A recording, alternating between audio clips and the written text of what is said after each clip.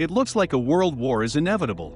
If you haven't heard of the Russian and the Ukrainian war, you've probably been sleeping or living on Mars.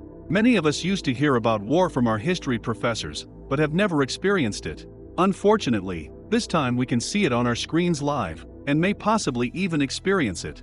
In Ukraine, families have fled, tanks are running over cars, and buildings have been destroyed. While the world is protesting and worrying, Ukrainians are fighting. Russian President Vladimir Putin has warned that he could launch nuclear weapons if any country interferes with his military campaign in Ukraine. How seriously should the West take this threat? The US and other NATO countries have stated that they won't send troops to Ukraine, while they are helping in almost every other way they can. But should they do even more, assuming Putin's threats are not just empty talk? Over the weekend, NATO activated its combat force for the first time in history because of the Russian threat to NATO countries.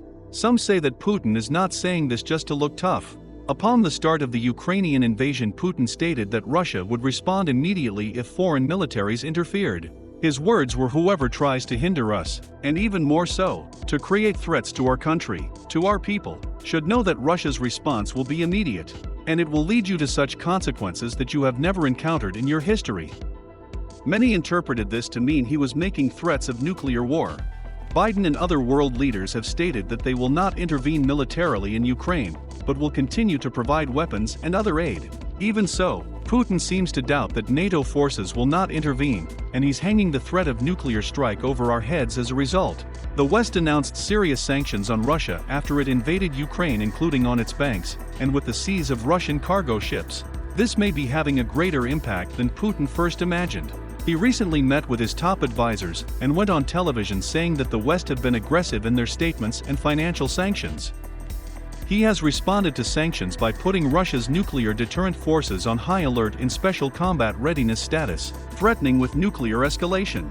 U.S. Ambassador to the United Nations Linda Thomas-Greenfield said in response, "We have to continue to stem his actions in the strongest possible way." Putin should be aware that NATO also has nuclear weapons and understand that the Atlantic Alliance is a nuclear alliance. He has previously made similar threats, such as when he put Russian nuclear forces on high alert during the annexation of Crimea in 2014. The threat would be aggravated if the West responds with military support, but since Western countries have vowed against doing so, some say that there is no real risk of nuclear escalation. How many nuclear weapons does Russia really have? We don't know for sure, but estimates are that Russia's nuclear arsenal consists of about 4,500 nuclear weapons, with 1,550 of them already deployed on delivery vehicles. This is close to the amount of nuclear weapons the US currently has.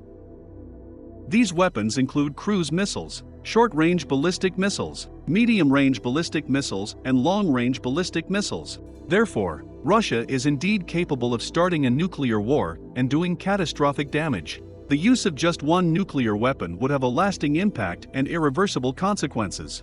Should we be worried about Putin's threats, or is he trying to scare the world? Let us know in the comments what you think. Make sure you subscribe, folks.